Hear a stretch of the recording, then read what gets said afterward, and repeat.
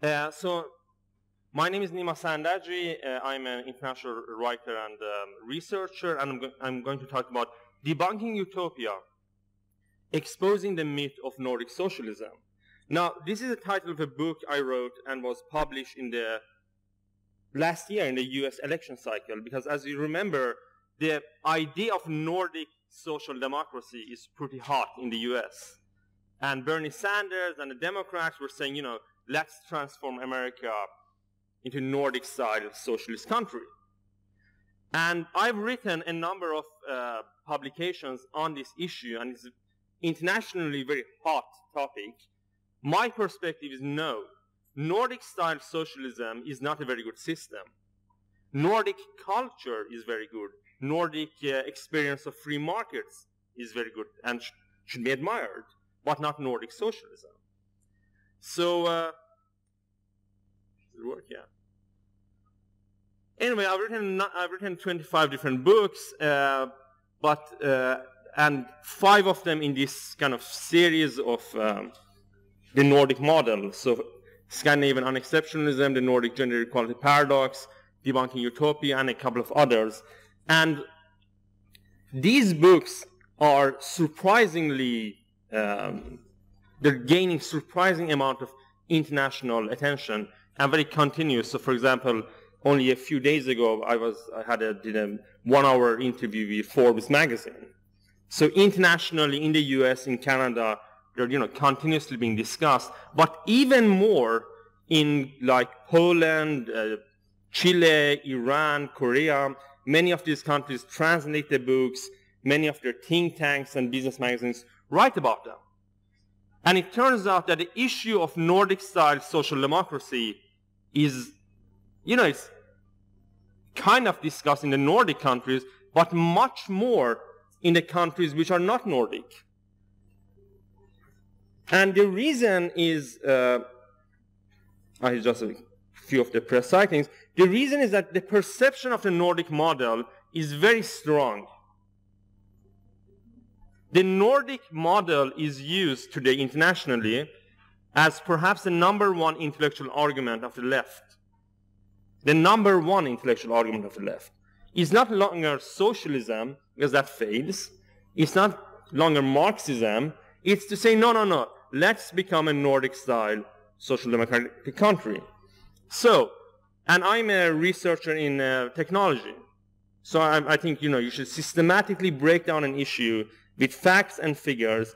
And what my writing in these books is about is not an argument that Nordic-style social democracy is not as good as people think, but rather to scientifically, point by point, prove that the success of Nordic countries is not because of the big welfare state, which is, my books are cited by a lot of libertarian and conservative and center-right organizations, of course, but my arguments are not ideological, rather based on fact. And I'm very happy to be here. One reason I came here, besides your wonderful audience and wonderful city, is that so far I've written mostly about Sweden and Denmark in my books. And I'm really, really interested in writing more about Norway. It's a fascinating country, and, but I know much less about Norway than I know about Sweden. So if any of you later tonight during the dinner, for example, has things to tell me, grab me and tell me, because I actually came to learn. But let me just talk about the perception of the Nordic model. Now, the Nordic model has been used for many decades as the main intellectual case for a big government system. So this is, for example, a quote from Times magazine 40 years ago.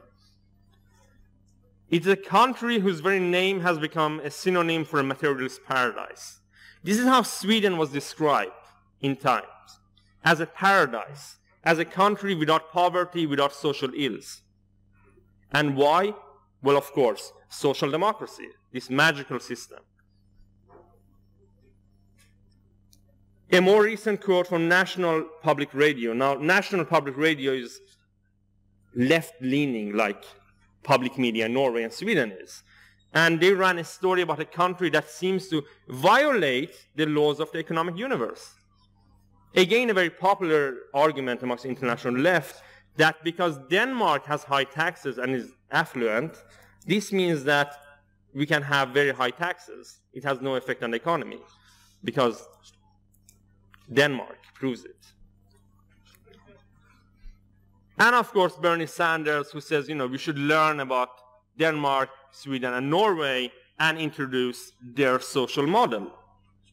Now, of course, my latest book was written for the American election cycle. And the funny thing is, I don't know, maybe 30 talk show interviews, and of course, the right-wing columnists referred to the book, etc. And it's been discussed a lot on the blogosphere in the US. I've seen it. And really, the left doesn't have any real arguments because their analysis of the Nordic model is very shallow. They just say Nordic countries are good, therefore social democracy is good. They're never contemplating, wait, is social democracy in itself good? When we introduce social democracy in Spain or in California, is it a good model? No? Okay, it doesn't matter, we can become Denmark. And what I say is, yes, Nordic countries are undeniably successful, economically, socially, etc. But why are they successful? We actually have to differentiate what is the cause of success. So let me just briefly go through my theory, of course, just the parts of it. So let's begin with prosperity. Now, I think this is fascinating that already in 1943, Irish historian James Beattie was wondering, why is Denmark so rich? Denmark is interesting here because Denmark was the first Nordic country to kind of embrace industrialism and free markets, right? And in 1943, James Beattie said, Denmark is 50% richer than Ireland. Why is this? Because these two countries are very similar. They have the same agricultural model, they have this quite similar climate, only that Denmark is colder, has less sunlight, has less rain. Ireland is a better country in terms of agriculture, in terms of they have coal, natural resources, etc. Why was Denmark so much more affluent than Ireland? It's a very good question to ask. And James Beattie couldn't say social democracy because, as I'm sure you know, Denmark had a very small government. They almost had a laissez-faire economic model. Low taxes, free markets. So what was the answer? Free markets, social cohesion, and peace. Now, I want you to note that my main thesis, many people think that my main idea is that Nordic countries are prosperous due to free markets. That's just part of my idea. My main idea is that there's a Nordic culture of success. A Nordic culture of success, which is perhaps the best culture of success in the world. And this culture has now, today, in part been destroyed by the welfare state or by the passing of time. But in 1943, the Nordic model of success, hard work, social cohesion, working ethics, highest levels of trust in the world, was very much alive. And that was what James Beattie was pointing to. And after Denmark was early in becoming a market economy in Nordics. Sweden also became a market economy earlier than other Nordic countries. So around 1870, Sweden transitioned towards capitalism. And for a long period, 100 years, Sweden had largely low taxes, small government, laissez-faire, right? It's only at the end of this period, around 1960, when Sweden actually gets high taxes. And the same goes for Norway, but Sweden for 100 years had free market policies. And this is my calculations of growth in Europe. Now you see one of these countries is growing faster than any else, that's Sweden. And second is actually Denmark. So then we move to a more modern age during a time of welfare state expansion, the same countries. And one of them has the lowest growth, Sweden. Just the data doesn't support the idea that social democracy created the prosperity. It didn't. It came during the free market era.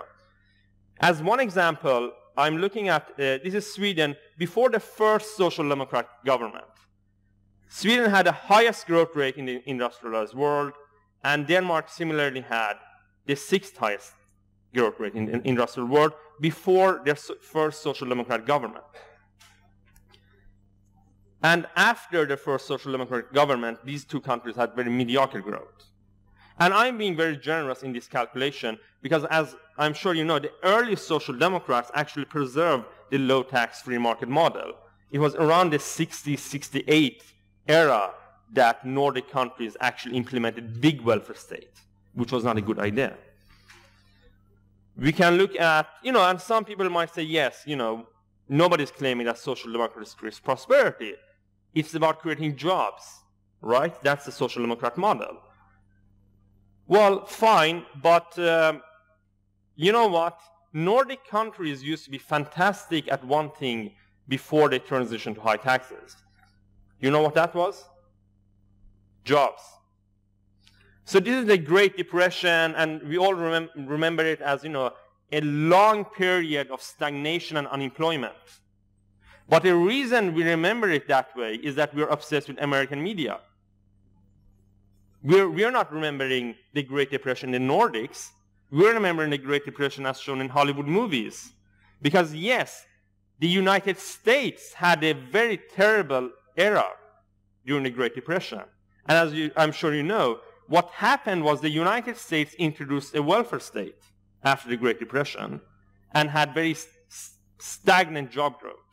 Now, what many people don't remember is Nordic countries did not introduce a large welfare state following the Great Depression. The Nordic countries chose a free market strategy for getting out of the Great Depression. The government said the market can handle this. And here's unemployment in the 4 Nordic countries during the Great Depression. As you can see, very rapidly unemployment fell. And during the Great Depression, many of the entrepreneurial firms that the Nordic countries are relying on were created. So what happens is that many jobs are lost in these 4 trade-dependent nations. They rely on market forces, and boom, jobs are created. Not through government policy, but through the free market. As an example, we can look at 2 crises in Sweden. So this first crisis is the greatest global crisis in the modern world history, the Great Depression. And I'm showing the number of jobs in the Swedish economy. Now, at a point, Sweden was a low-tax, small government model with a lot of entrepreneurship. You see what happens? Of course, we see the Great Depression. But just a few years after, the number of jobs, so many jobs have been created on the marketplace that Sweden has more jobs than before the Depression hits it. It's a fantastic recovery story. Here's another crisis. This is a crisis in the 1990s. This is a local crisis in Sweden. The world economy is growing. The exports of Swedish companies are going to the world economy, which is growing. And actually, the companies are growing. Right? It's just a minor crisis, nothing to be worried about, really. But at the point, Sweden is no longer a small government country. It's a high-tax, generous welfare model. It's a social democratic model. Look at the job growth. Very, very, very stagnant. And here we have all the government policies going in and trying to create jobs, right? I mean, look, these are real jobs.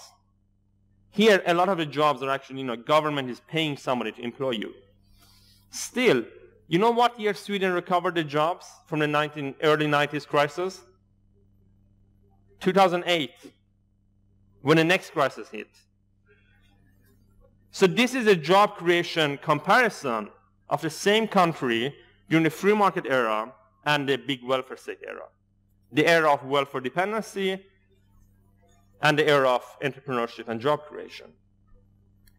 Now, nobody really argues against these facts and figures. They've been cited hundreds of times internationally, and I haven't seen anybody actually coming and arguing against them. What the left does is they try to neglect them or, strawman argument.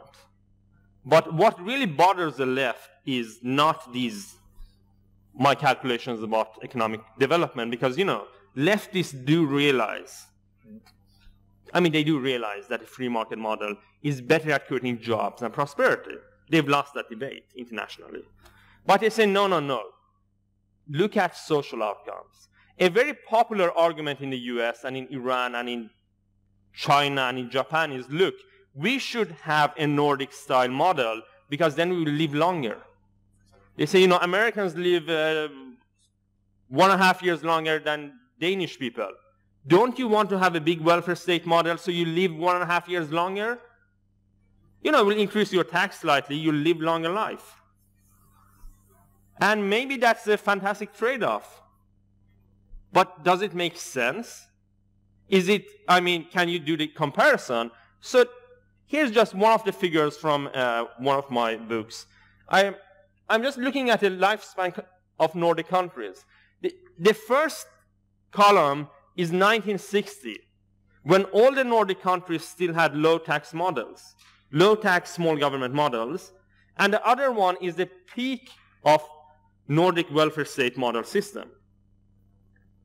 Now, I mean, Nordic people live long lives in both cases, but just look at it. Norway had the highest lifespan in the world before going towards a big welfare state, and then it's number 10 in the world after having transitioned to a big welfare state. Does this chart tell you that a big welfare state increases lifespan? Or does it tell you being a Nordic person, eating a lot of fish, taking a lot of hikes in nature, that increases lifespan? Denmark is a country which has the highest tax rate in the world. Now, they went from having the 5th to the 22nd highest lifespan. And I say, some people interpret this and say, Nima Sanandaji has proven that a big welfare state shortens your lifespan. Of course not. That's not the point. But the point is the Danish like drinking alcohol and eating fatty food. And they've had, and also immigrants affect this, right? Because in the beginning, it's only land of Vikings, then you have the immigrants in the population. But regardless, it is not the big welfare state that's the cause of the social success. And I show this by other metrics also, but I think lifespan is the neatest one. And the only country to climb is actually Iceland, that climbs from number 43. This is also fascinating because, as I say when I'm interviewing the US, of course, the long lifespan of the Icelandic people is because of their pleasant climate. Right? Iceland looks like Mordor in the Lord of the Rings. It's settled by a bunch of people who were so unpopular they had to leave Norway. It's freezing cold, and you know, cold kills you. So why? I mean, why are the Icelandic people living so long? And of course, I'm sure your intelligent audience knows this. Iceland, I use it a lot in my writings because Iceland is a Nordic country which has had throughout history the smaller welfare state. They have a welfare state, but never as extreme as the other countries. And they are the culturally most Nordic. They are Vikings on ice. So here we see, if we focus on Nordic culture rather than Nordic social democracy, we actually have the success story. Equality then. But the left says, okay, so Nordic-style social democracy doesn't give prosperity. It doesn't actually give high, you know, job creation. Okay, it didn't create the social outcomes of Nordic countries, but at least it creates equality, right?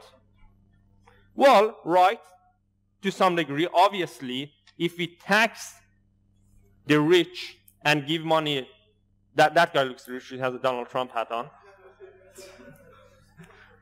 Or maybe poor, I'm sorry, poor, you're Donald Trump on that. So if we tax the rich and give it to that guy, we are creating equality. Obviously, we're taxing the rich so they have less money, giving it to the poor. Of course, there's such an effect, but also there's a welfare dependency effect. The Nordic countries are trapping people in dependency on the government. And so, you know, I look at the facts and figures being a researcher, it's not there. The story of how the Nordic welfare model created equality is false. It's historic revisionism. The fact is that Nordic countries became equal before they had a big government.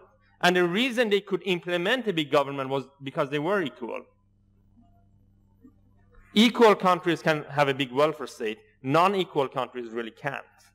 And the researchers show this. So, for example, this is one study. The high levels of income equality in Norway, Denmark, and Sweden mainly grew until 1970. Until 1970. And what happens around 68, 70 is the birth of the big welfare state model. Equality grew during the free market small tax era. Now, if you read my books, there's much more research about this. But let me just show you one slide. This slide is the countries in the world which have a small income difference. Now, of course, if you just look at it and you're not thinking, you say, look, Iceland, Norway, Denmark, Finland, Sweden. Look, Nordic countries have equal wealth division, actually income division. But let's be a little more intellectual. What is the actual pattern? What is the actual pattern? Is the pattern big welfare states have income equality? No. Small maybe, but ethnically homogeneous countries, which happen to be small, because those things correlate. As he says, homogeneous countries have equality. Slovenia has more equality than Norway. The Czech Republic, the Slovak Republic, these countries are not high-tax, big welfare states. They haven't been in their history. Of course, homogeneous countries have equality because people are similar in terms of social capital, culture, education level, all of that. And look, Sweden comes after all the other Nordic countries. And if you would do today, if you measure this today, I'll promise you it has dropped. Why? Why has Sweden dropped? Why is Sweden lowest? Immigration. Why is Iceland highest? Very few immigrants. And you know what? If you read my books, one of the things is that the integration and immigration issue proves my point to be correct, unfortunately, because the immigrants to a country like Sweden, look, if the left is right and the Nordic model is creating the prosperity and income equality and the social outcomes, then it should give it to the immigrants. If I'm right, no. It's about inherent Nordic culture and also the free market institutions. In that case, no, the immigrants wouldn't get all of the good stuff, and the welfare state kind of would limit their opportunities to climb the social ladder. That is exactly what we're seeing, and that is exactly what we're seeing actually here also. But we can also turn the immigration issue and look at the immigrants from Nordic countries. So I think one of the most widely cited figures is my calculations of Nordics versus Nordic Americans. In fact, all of this began when, like 6 years ago, I wrote a column in an intellectual American magazine, and I said, you know what, Nordic Americans are at least as prosperous and all of that as their cousins in Sweden. The day after, David Brooks, New York Times columnist, just plagiarized my column, and it went viral because it's syndicated throughout the world. Then I realized, wow, if he steals this idea, I should write about it. So this is the wealth of American Scandinavians compared with Americans. And what we see is that consistently, the Nordic Americans are like 50% richer than the Nordics in the Nordics. Now, Norway obviously is an exception because you're sitting on oil. But look at the figures. Norwegian Americans are even more prosperous than you guys. Can you imagine that? They don't have the oil even. And those of you, and I'm sure most of you who know history, know that overall it was the poor people who left the Nordic countries. Those who didn't have land, those who were hungry to go to America. Yet the descendants of Nordic people are much more prosperous in the US compared to their home countries. And I do this for a number of social measures like high school dropout rates, poverty. Nordic Americans have the same or much better social outcomes and 50% higher living standard than their cousins in the Nordics. I did a long interview with Forbes earlier this week about my writings, of course. I told them, look, whoever thinks that high taxes in the Nordic model doesn't reduce prosperity, just look at these figures. Nordic culture, Nordic society, Nordic human capital matters, not Nordic social democracy. So my last book was called Scandinavian Unexceptionalism. This is the more scientific book. And why unexceptionalism? Because Scandinavian exceptionalism is a big thing among the left. They say, look, these countries are exceptional. Their model is exceptional. Blah, blah, blah. We should become socialists. Okay, let's look at this. Are Nordic countries exceptional? So when Nordic countries had the highest trust levels in the world,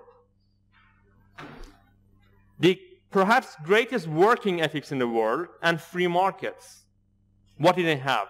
Growth, prosperity, job creation. Now, is that what you would think is unusual? No. That's the free market ideal, right? That's a common sense ideal. When Nordic countries transitioned towards high taxes, they got stagnation. When Nordic countries have small welfare states, and I want to emphasize this. I know a lot of libertarians like my books, but I'm not saying a welfare state is crap. I'm not saying that. This small welfare state in Nordic countries was a highly successful institution. When, the government said, we'll give everybody education, etc. But the transition from a small, efficient welfare state to a very large one, that was the mistake, really. That's what I'm seeing in the data. So the small welfare state, coupled with free markets, low taxes, a culture of individual responsibility, a politics of individual responsibility, led to tremendous social success, whereas a massive expansion of taxes and government benefits has led to a culture of dependency. Now, for my last point, I'm going to talk about changing norms. And there's a book out there, which is, it's recommended by the Nobel laureate Verona Smith and all these hotheads. It's called Self-Control or State Control, You Decide. It's a libertarian book. You guys are libertarians, right? You should read it. It came out recently, and I wrote a part of it. I wrote the part about how a big welfare state slowly destroys the working ethics and the responsibility ethics.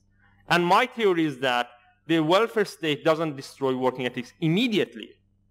So if I change economic policies, are you going to stop working and living off the government? No, if you're not already doing that. But, your children are going to be influenced massively by this. And I summarize the research. It's very interesting. And this part is so much from Norway, actually, because you're the last guy standing with a super generous welfare state. The other guys have changed their policies. But essentially, let me just give you the Swedish data. Actually, I should have taken... In the early 80s, the Swedish people had not really adjusted to a big welfare state. And then the World Value Survey began, and it asks Swedes, is it ever right to take use of government benefits to which you're not entitled? And of course, 82% say never can you cheat the government, because they still retain the Nordic ethics of work and responsibility. The latest survey, they asked the same question. Only 55% say it's never wrong to cheat the government. A massive shift in ethics, in norms. And I find the same thing in Norway, only that Norway was not part of the World Value Survey during the last round. But if you go back one survey, exactly the same shift. So the Nordic countries go from having very strong norms to having quite weak norms related to cheating the government. And there's a lot of research that I quote, particularly in the last book I mentioned, but also throughout my books, how the welfare state is destroying working ethics. So, for example, this study shows that the young generation is much more likely to cheat sick leave pay in Sweden. And we should remember, sick leave pay used to be very generous in Sweden. It is not. Sweden is no longer a generous welfare state. The cheating of government benefits has become so high that Sweden has stopped being a generous welfare state.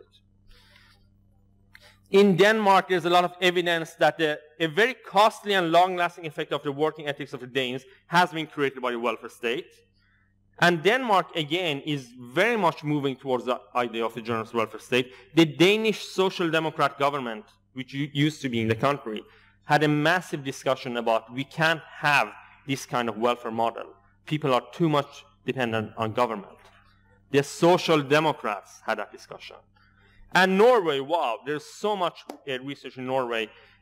This one is very interesting. I'm an immigrant, so I actually grew up mainly with welfare support. And I could see through my own experience, this is not a good model. People are trapped in dependency. So these guys performed a natural experiment in Norway, because in your system, sometimes that guy will say, I want a welfare check, please. And they say, you're not entitled to it. But he say, oh, come on, please, I like welfare. So a judge kind of decides, okay, should we give it? He's not entitled, but should we give it?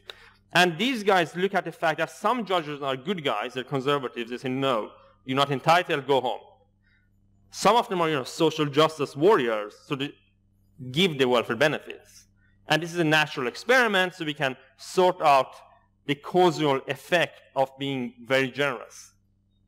And it turns out, if you're very generous, the chances of this poor guy being stuck in welfare dependency for a long period increases, obviously, and the chances his children will become welfare dependent also increases. And this is interesting because it really proves beyond doubt that an overly generous welfare state is trapping people in welfare dependency and is actually hurting the people it's supposedly going to help. And I believe that the welfare state destruction of norms and ethics is super important. It is much more important than the detrimental effect of high taxes, because it destroys the social fabric of society. And that is what has created the shift towards lower taxes, smaller government, less generous welfare in Sweden and Denmark in particular. And that is the thing you should point to in Norway. I've been following the TV series Lillehammer, have you? Imagine, the Soprano stars comes to Norway and spends an entire TV series making fun of the big welfare state. You should look at what is he making fun of. To a large extent, this culture of dependency and, the municipality has a lot of money and people are not working hard. And what he's doing is he's showing this in a country which used to have perhaps the strongest working ethics on the planet. So I really would recommend you guys push more on that. And really look into it's my last slide. This guy, Corridon, he was the Social Democrat finance minister of Denmark. And he said, the competition state is a new welfare state. We can't have people living off government. We should have a much less generous model of handing out money, and then the government should, focus on services such as hospitals. And I really think that, in Norway, you think, oh, the state has so much oil money, we can't fight the big government. I think you can, by having a discussion about the importance of individual responsibility and working ethics. Because probably Norway has had the largest shift in the planet in terms of working norms. You guys used to be like Lithuanians and Estonians are now, working hard, and just look at you now. You're importing young Swedes because they have working ethics. Swedes have working ethics. If you believe that, then the country really has a problem. And of course, the immigration integration thing. Now, I don't know what you think about immigration integration. Maybe you libertarians are divided. But regardless, it's a terrible idea. Taking a lot of people from Somalia or whatever country, say, you know what, the government will pay you a lot of money. Become dependent on government. Because you're ruining their lives. You're not helping them. So push on the issue of norms. And read my books. But even if you don't, this is the issue that is going to be the one where you can spread the free market libertarian message to a larger audience. Because people, I cite Franklin D. Roosevelt when he created the New Deal, which was in effect, this was the modern welfare state was created in America, not in Nordic countries. And he was concerned, the guy who invented the modern welfare state was concerned not about the effect it had on people paying tax, money. People don't care about the economy that much, but about how it would destroy the social fabric by creating dependency. And the reason Americans have pushed back the welfare state at least 2 or 3 times throughout their history is that people could see, wow, my neighbor has become dependent on government. That lazy guy is not working. And the compassionate say, you know, and his children are kind of being raised in a welfare dependency trap. So this is the way forward, I think, for the Norwegian free market small government movement. Thank you.